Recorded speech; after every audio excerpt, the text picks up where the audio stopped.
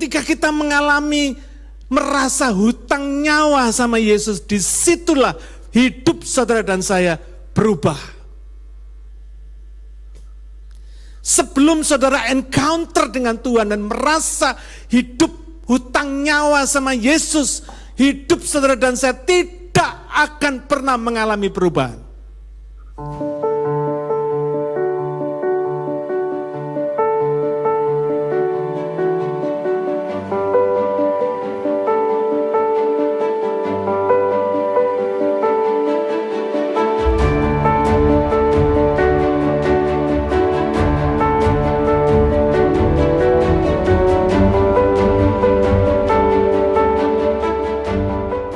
Saya mau menyapa semua jemaat yang dikasihi oleh Tuhan di tempat ini, demikian juga jemaat global kita yang ada di seluruh dunia, dan para YouTube subscribers yang setia mengikuti live streaming kita. Saya percaya hari ini adalah satu hari yang spesial, yang Tuhan izinkan kita rayakan pada hari ini, yaitu Good Friday. Karena itu hari ini saya akan berkhotbah dengan judul Everything was done. Semuanya sudah selesai, sudah dilakukan. Kebaktian pada hari ini, preaching sermon pada hari ini berseri. Ini adalah seri yang pertama, nanti hari Minggu adalah seri yang kedua. Everything was done, seri yang kedua. Saudara, hari ini kita merayakan Good Friday sebagai salah satu dari 3 rangkaian peristiwa Paskah yang mengubah dunia. Yang pertama adalah Minggu Palem. Kita rayakan minggu yang lalu. Yesus memasuki kota Yerusalem, disambut banyak orang dengan membentangkan pakaian mereka di jalan-jalan, lalu mereka dengan melambaikan daun palem. Yang kedua, hari ini Jumat Agung. Kita merayakan Yesus mati menebus dosa manusia, supaya yang percaya kepadanya diselamatkan dan beroleh hidup yang kekal.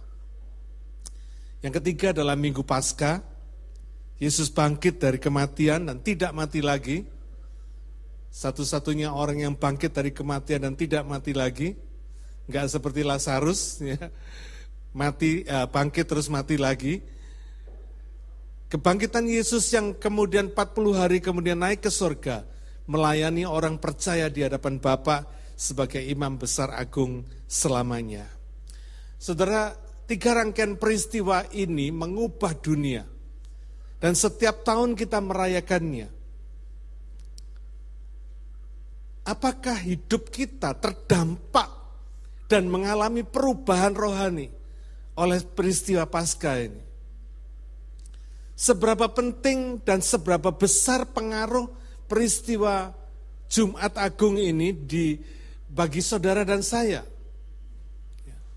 Nah, bagaimana sikap kita dalam meresponi peristiwa Paskah, terutama pada hari ini, hari yang luar biasa ini dalam kehidupan kita.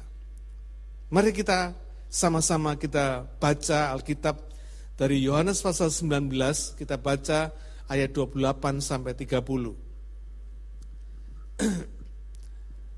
Sesudah itu, karena Yesus tahu bahwa segala sesuatu telah selesai, berkatalah ia, supaya genaplah yang ada tertulis dalam kitab suci, aku haus.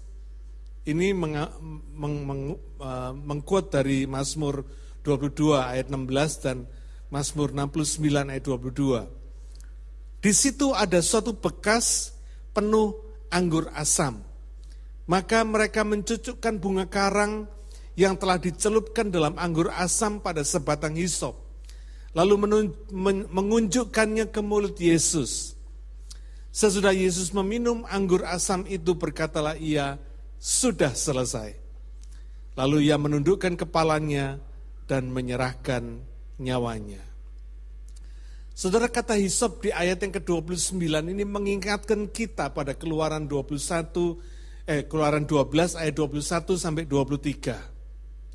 Di mana pada waktu itu Musa memerintahkan orang Israel untuk menyembelih anak domba Paskah sebelum Tuhan membawa orang Israel keluar dari perbudakan Mesir. Lalu Musa menyuruh mereka mengambil seberkas hisop untuk dicelupkan ke dalam darah anak domba itu dan lalu menyapukannya ke ambang pintu rumah orang Israel. Sehingga malam itu mereka selamat dari malaikat maut yang mencabut nyawa anak sulung orang Israel. Saudara, peristiwa Paskah ini adalah gambaran Yesus yang mencurahkan darahnya sebagai anak domba Allah. Kalau darah domba Paskah pada malam itu menyelamatkan orang Israel dari malaikat maut, maka darah anak domba Allah yaitu Yesus menyelamatkan kita orang yang percaya. Amin. Nah, kalau saudara dan saya pada hari ini hanya beragama Kristen tanpa mengalami encounter atau perjumpaan pribadi atau lahir baru di dalam Yesus, maka peristiwa Golgota ini tidak berdampak apapun dalam kehidupan kita. Sebaliknya, kalau kita sungguh-sungguh percaya, menyerahkan diri kita dan taat kepada Yesus, hidup saudara dan saya diubahkan, diselamatkan. Kita yang mestinya binasa dari dosa, diselamatkan dan memiliki hidup yang kekal. Karena itu tidak cukup kita untuk cuma beragama, saudara. Tapi kita perlu punya Yesus. Beda sekali. Beragama tidak berarti selalu punya Yesus. Orang yang beragama tidak selalu pernah berjumpa secara pribadi dengan Yesus. Belum terlambat kalau hari ini kita datang kepada Yesus, minta undang dia sebagai Tuhan dan Juru Selamat pribadi kita. Supaya peristiwa Golgota ini, kematian Yesus di kayu salib ini, memberikan dampak perubahan kehidupan kita. Dari hidup yang mestinya binasa, menjadi hidup yang kekal.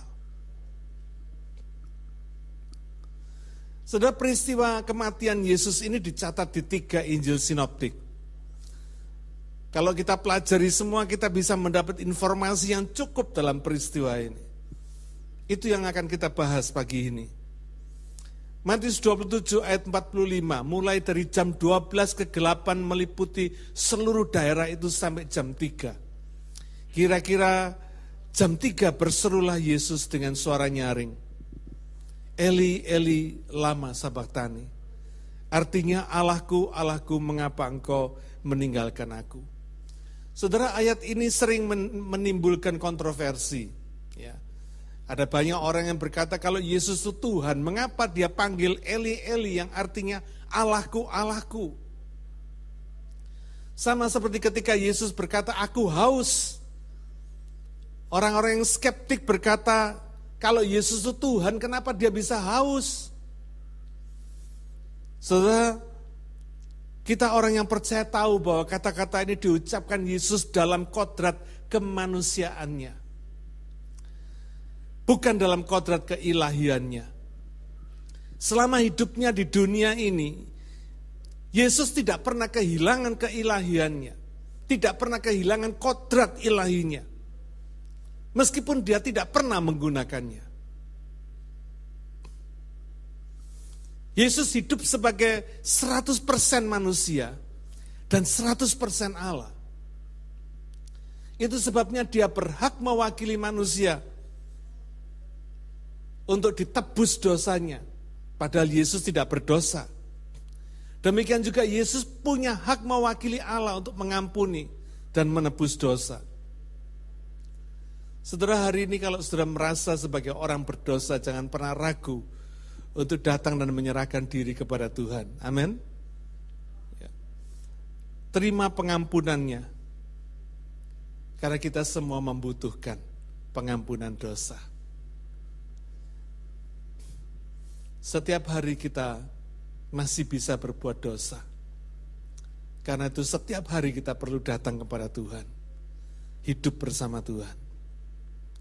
Menerima anugerah keselamatannya dan hidup yang kekal. Markus 15 ayat yang ke-37 sampai 39 Lalu berserulah Yesus dengan suara nyaring dan menyerahkan nyawanya. Ketika itu tabir bait suci terbelah dua dari atas ke bawah. Waktu kepala pasukan yang berdiri berhadapan dengan dia melihat matinya demikian, berkatalah ia, sungguh orang ini adalah anak Allah. Saudara, saya minta tolong Karen tayangkan gambar bait suci yang kita sudah siapkan. Saudara tahu ini bait suci ya, di zaman perjanjian lama.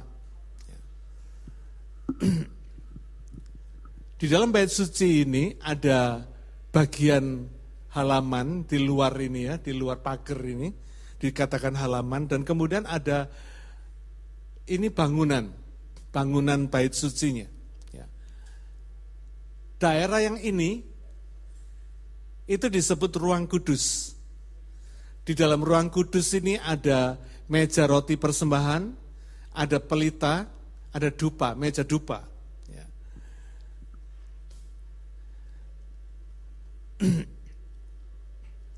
Di ruang kudus ini, meja roti persembahan ini, rotinya harus selalu ada tiap hari, pagi sore diganti. Kemudian pelita ini, ada 7 pelita di sini, tidak boleh padam nyalanya. Meja roti persembahan bicara tentang apa? Bicara tentang hidup orang percaya. Hidup orang yang dipersembahkan kepada Tuhan.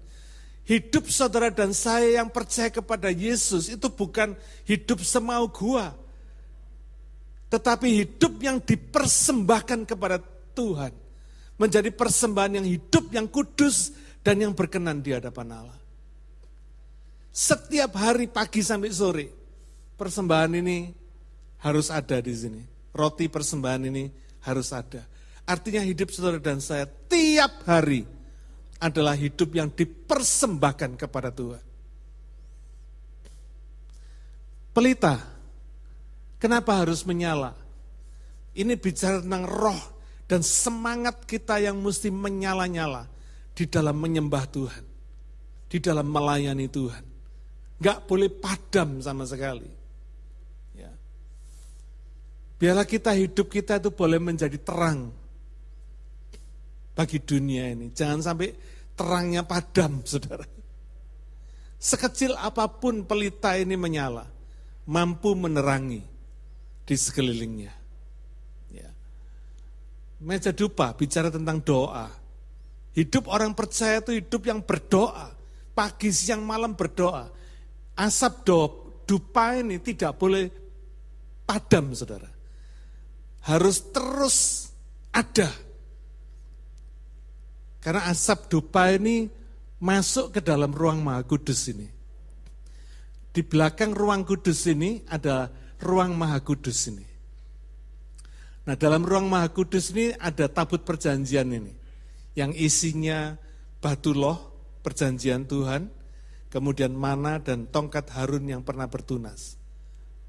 Ya. Nah, dari batas antara ruang kudus dan ruang Maha Kudus ini ditutup dengan tirai ini.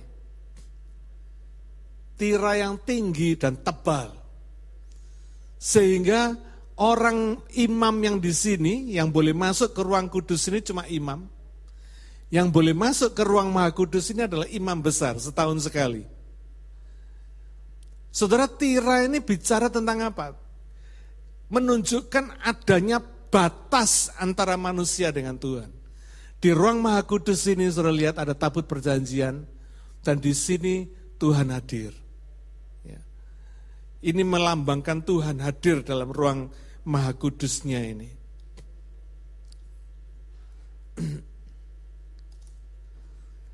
Nah, dicatat di sini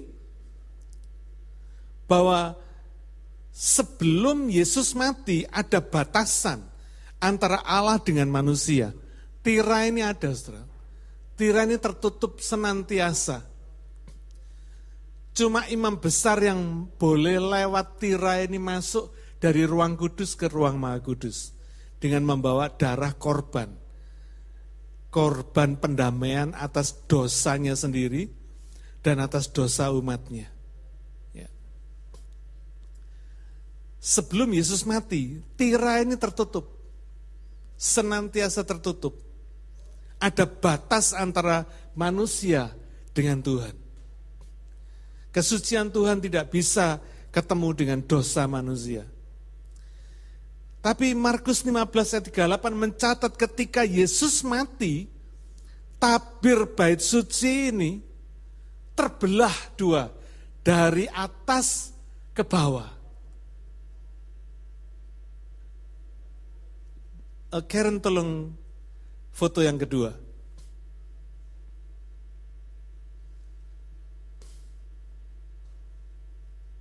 Nah ini saudara. Tirai itu tadi setebal ini dan setinggi ini imamnya, saudara bisa bayangin ya.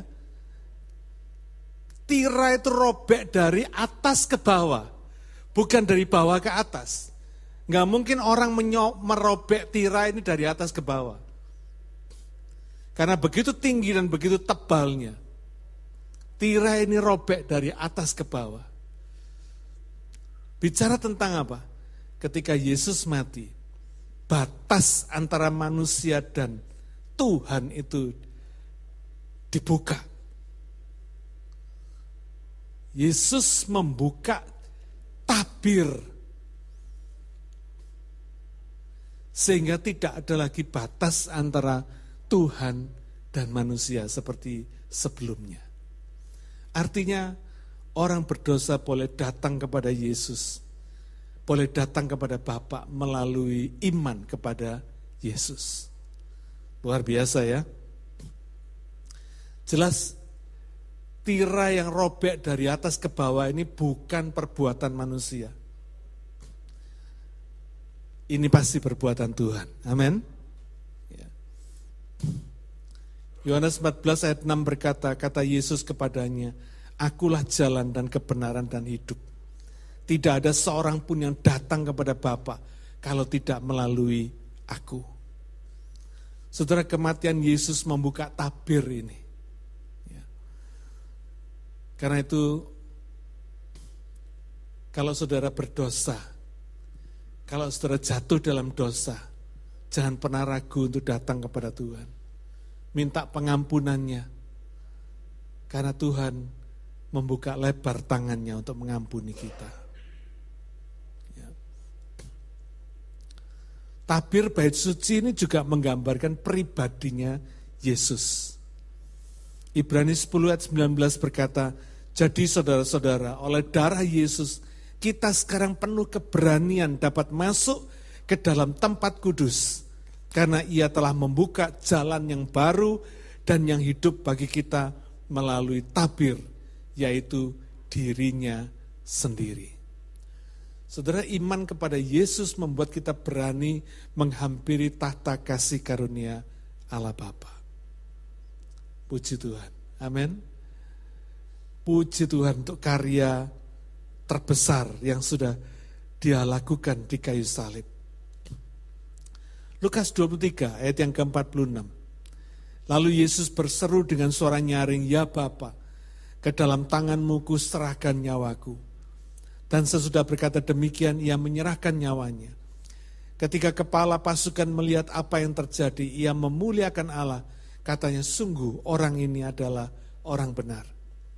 Dan sesudah orang banyak yang datang berkerumun di situ untuk tontonan itu, melihat apa yang terjadi itu, pulanglah mereka sambil memukul-mukul diri. Saudara, kematian Yesus bagi sebagian orang pada waktu itu hanya jadi tontonan. Jadi entertainment. Kesusahan orang seringkali dipandang orang lain sebagai satu entertainment. Hiburan. Tapi bagi orang yang mencari kebenaran, bagi orang yang membuka hatinya terhadap kebenaran, mereka tahu, seperti kepala pasukan ini, Yesus orang benar. Dia Tuhan dan Juru Selamat. Sehingga bagi orang-orang yang mengerti dan yang mau jujur terhadap kebenaran ini, timbul penyesalan dalam hati mereka, karena sebelumnya mereka tidak percaya. Saudara, meskipun Pilatus menyerahkan Yesus kepada tentara Romawi untuk dihukum mati, disalib, saya percaya tidak ada orang yang bisa memaksa Yesus untuk mati. Karena itu Alkitab mencatat, dia menyerahkan nyawanya. Saudara, ini prinsip orang percaya. Orang percaya tidak pernah bisa dipaksa untuk mengasihi Tuhan. Karena mengasihi Tuhan dan taat kepada Tuhan itu keluar dari hati yang menyesal. Hati yang sungguh-sungguh tahu akan keadaan dirinya sebelumnya. Hati yang ditolong Tuhan, yang diselamatkan oleh Tuhan. Hati yang melihat bahwa kematian Tuhan di kayu salib itu adalah untuk diri kita. Saya percaya sebelum orang percaya itu merasa punya hutang nyawa sama Yesus, dia tidak akan pernah bisa sungguh-sungguh kepada Tuhan. Tapi ketika dia tahu bahwa Yesus mati buat nyawanya, buat hidupnya, buat membeli kehidupannya, maka dia tahu hidupnya bukan miliknya dia lagi. Hidup saudara dan saya adalah milik Tuhan. Amin. Karena itu sudah harus diserahkan kepada Tuhan. Menjadi miliknya Tuhan. Menjadi milik yang dicintai oleh Tuhan. Satu hari seorang pemuda bernama Zinzendorf, dia berkunjung ke kota Düsseldorf di Jerman. Dia melihat sebuah lukisan Yesus bermahkota duri yang dilukis oleh pelukis Domenico Feti. Judulnya Ecce Homo, lihatlah manusia itu. Di bawah lukisan itu ada tulisan, inilah yang kulakukan bagimu. Apa yang engkau lakukan bagiku? Ketika Zinzendorf melihat tulisan ini, hati dia tersentuh. Dan dia pulang dengan hati yang sungguh-sungguh menyesal bahwa selama itu dia tidak hidup dengan sungguh-sungguh kepada Tuhan. Dan sejak hari itu, dia bertekad, dia komitmen, dia mau hidup sungguh-sungguh kepada Tuhan. Dan pada akhirnya satu hari dia mendirikan Moravian Brethren, mendirikan badan misi yang terkenal di dunia, yang disebut sebagai Moravian Brethren. Saudara, kalau Zinzendorf melihat lukisan Yesus dengan mahkota duri itu, hatinya tergerak dan mendirikan badan misi Moravian Brethren. Karena Zinzendorf ini tahu kematian Yesus itu bermakna bagi kehidupannya. Kalau Zinzendorf ini tergerak hanya dengan melihat lukisannya, bagaimana dengan saudara dan saya? Yang setiap tahun kita merayakan Good Friday ini, Jumat Agung ini, merayakan kematian Tuhan di kayu salib ini.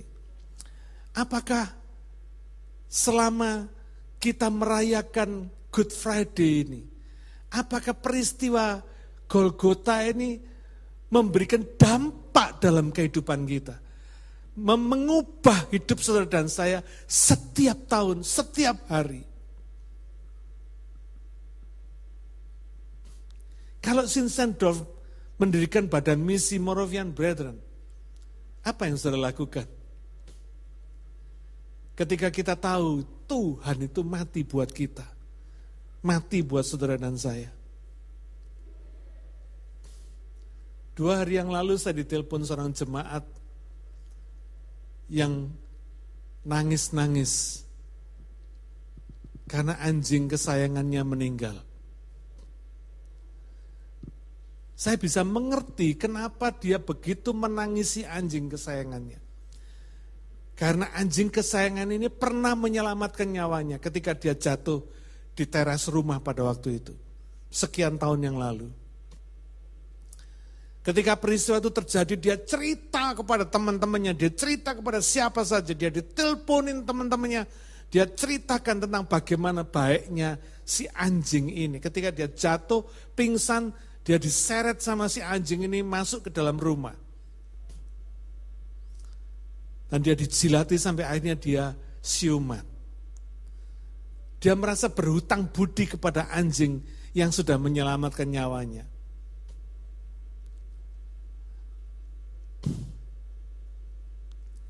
Saudara, kalau kita melihat ada orang yang begitu mengasihi anjingnya karena merasa berhutang nyawa sama anjingnya, bagaimana dengan kita? Apakah hati kita ini merasa utang nyawa sama Yesus?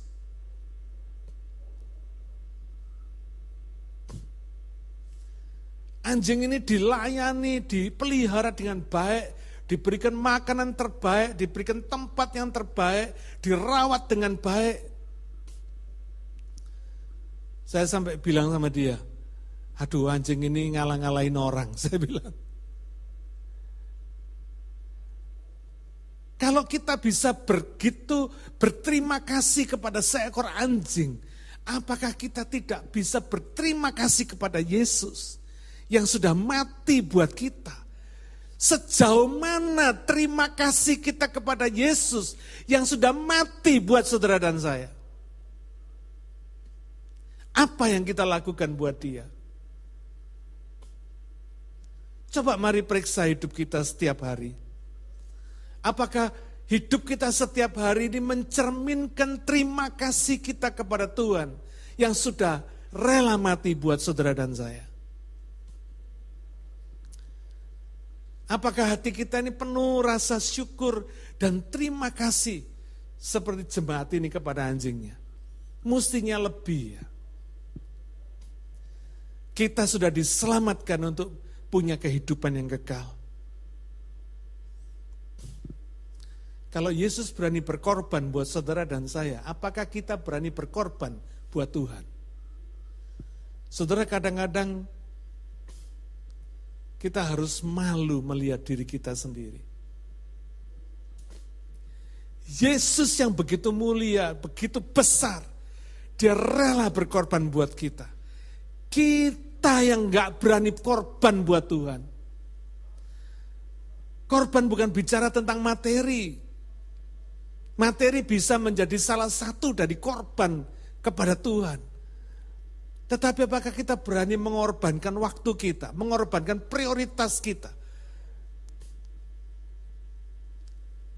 untuk Tuhan yang sudah lebih dulu mengasihi kita? Sebelum saudara punya komitmen, sebelum saudara ngerti dan sebelum saudara menyadari, mengalami sendiri, peristiwa Golgota itu terjadi dalam hidup saudara.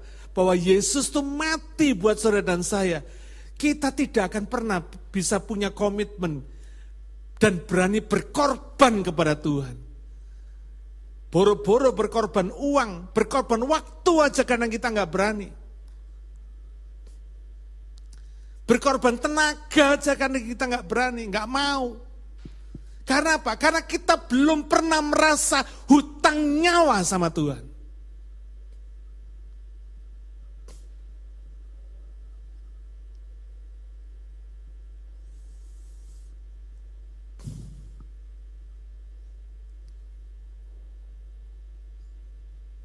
Sejak saya merasa hidup saya ditebus sama Tuhan. Sejak saya merasa saya hutang nyawa sama Tuhan. Ketika saya berusia 19 tahun.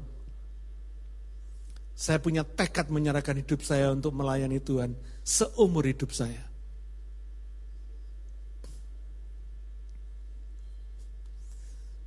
Saya tidak pernah berhenti untuk bersaksi kepada teman-teman saya. Saya nggak peduli mereka katakan saya apa. Tapi saya selalu katakan, hey, listen, Yesus mati buat saya. Dan dia juga mati buat kamu. What will you do? Ketika kita mengalami merasa hutang nyawa sama Yesus, disitulah hidup saudara dan saya berubah. Sebelum saudara encounter dengan Tuhan dan merasa hidup hutang nyawa sama Yesus, hidup saudara dan saya tidak akan pernah mengalami perubahan. Hidup saudara dan saya tidak akan pernah bersungguh-sungguh kepada Tuhan. Tidak akan bersungguh-sungguh menyerahkan diri saudara kepada Tuhan. Saudara mungkin masih menyerahkan diri 50%. 50%-nya masih semau gue. Tapi ketika saudara tahu bahwa hidup ini dibeli oleh nyawanya Yesus di kayu salib, saudara tidak ada, you have no choice. Saudara akan berikan hidup saudara kepada Tuhan. Memberikan hidup kepada Tuhan itu bukan harus jadi pendeta. Tapi di dalam any profesi saudara, hati dan pikiran saudara serahkan kepada Tuhan. Engkau studi buat Tuhan, engkau kerja buat Tuhan, engkau melayani buat Tuhan, bukan buat duit. Not for money. Karena itu saya paling anti sama hamba-hamba Tuhan yang melayani demi uang. Jemaat ini menjadi saksi dalam kehidupan saya. Saya tidak pernah sentuh satu uang pun dari gereja. Amin. Saudara, ini penting sekali karena ada banyak hamba Tuhan yang melayani untuk uang. Demi uang. Bukan demi utang nyawa sama Yesus. Apapun profesi saudara. Saudara tahu profesimu ini untuk Tuhan. Amin. Di sini ada teman-teman saya dokter dari Adelaide. Welcome my friends. Mereka dokter, tapi menyerahkan hidupnya untuk Tuhan. Cita-citanya melayani Tuhan. Bayangin, saudara. Saya ingat persis kayak diri saya sendiri.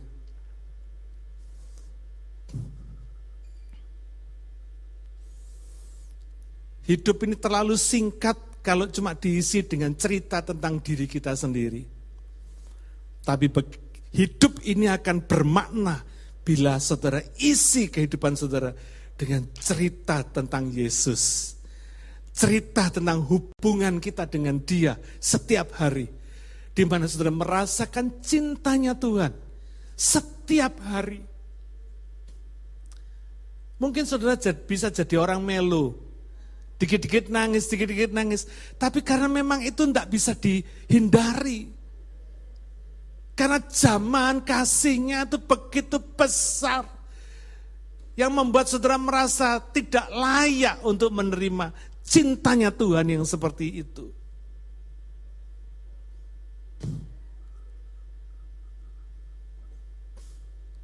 Saudara akan terus berkata pada teman-teman saudara, listen, Yesus sudah mati buat saya. Dan Dia sudah mati buat kamu juga.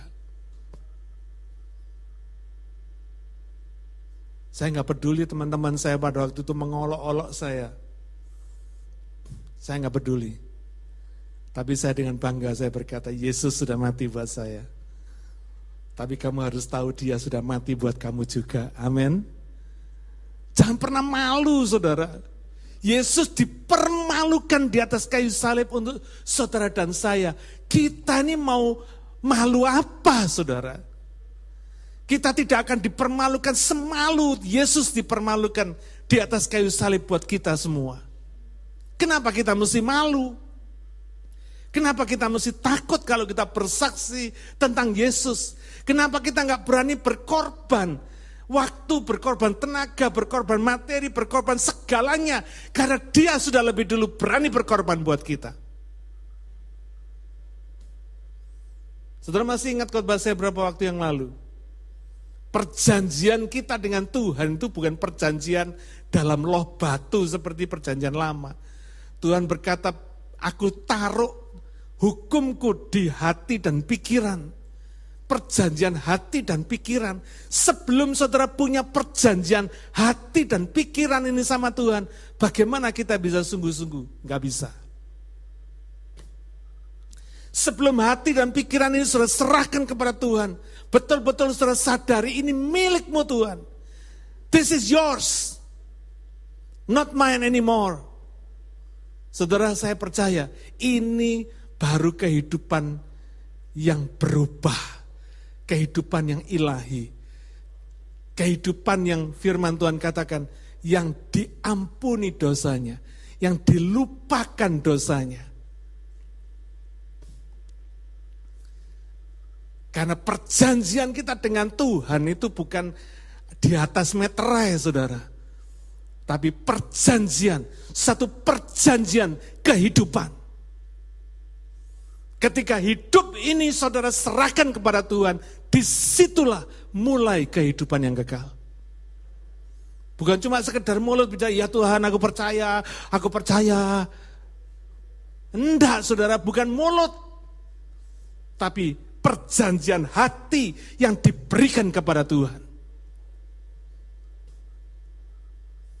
Ini yang membuat Tuhan mengampuni kita dan melupakan dosa-dosa kita. Amin. Oh, kekristenan itu bukan remeh, saudara. Bukan remeh-temeh, bukan cheap, bukan murahan. Kekristenan itu dibayar dengan harga yang mahal dari Yesus. Karena itu jangan pernah bikin hidup saudara dan saya ini murahan. Jangan pernah bikin hidup kita ini jadi hidup orang Kristen murahan. No. Tuhan kita tidak pernah mengajarkan hidup dengan value murahan tadi. No. Hidup saudara dan saya ini dihargai, dibeli dengan darah Tuhan yang mahal.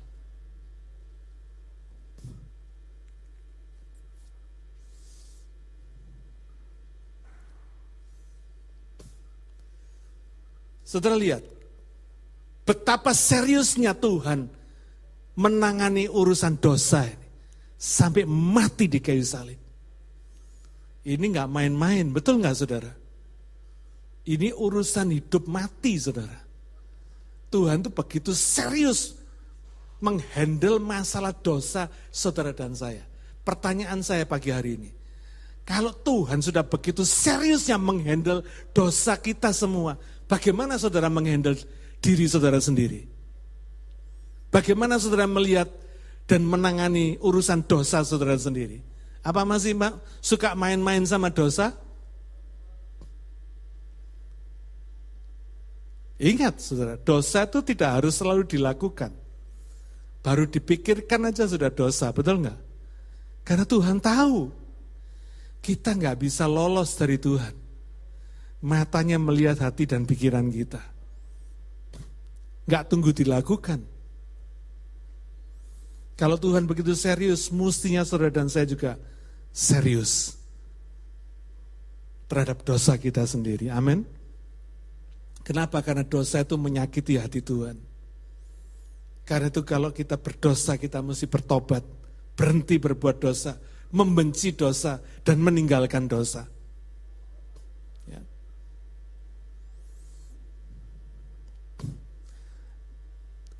Foto yang berikutnya, tolong Karen. Foto yang menarik ini. Sudah lihat ini burung apa? Yang ini burung elang, yang ini burung apa? Gagak. Ya, lucu saudara. Ini satu-satunya burung yang berani mengganggu burung elang ini. Burung elang ini terbang, dia hinggap di atas burung gagak, si gagak ini hinggap di atas burung elang sambil nyucuk ini kepalanya ini. Gangguin dia. Ya. Ini memang burung duablek nih saudara ya. Burung gagak ini burung dablek sekali. Apakah si elang ini terganggu?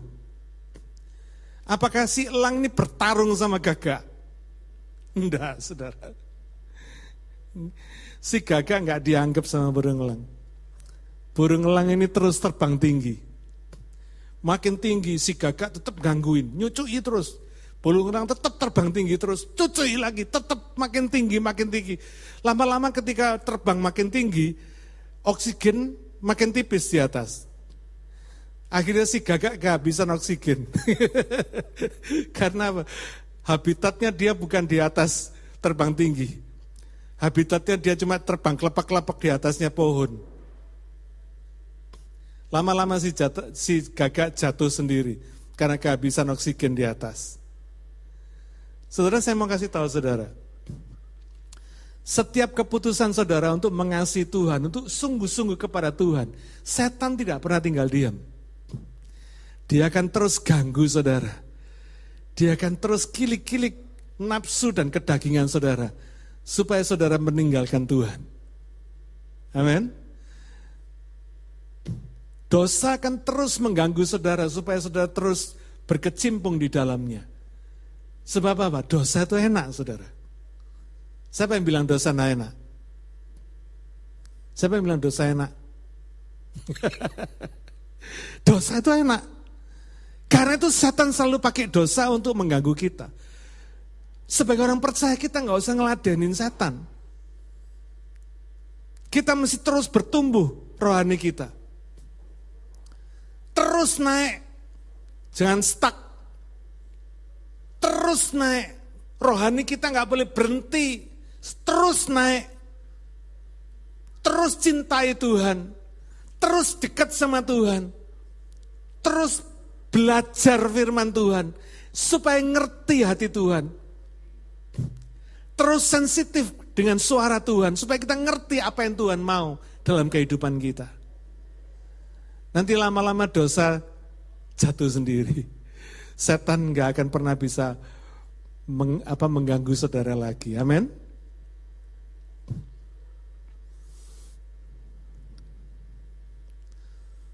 Mari saudara, biarlah kematian Tuhan yang kita peringati hari ini mengingatkan kita lagi, supaya hidup ini dipersembahkan kepada Tuhan.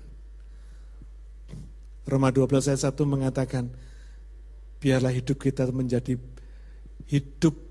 persembahan yang hidup, yang kudus, dan yang berkenan kepada Allah. Amin. Tidak ada lagi yang bisa saudara persembahkan. Materi saudara terlalu kecil buat Tuhan. Tenaga pikiran kita terlalu kecil buat Tuhan.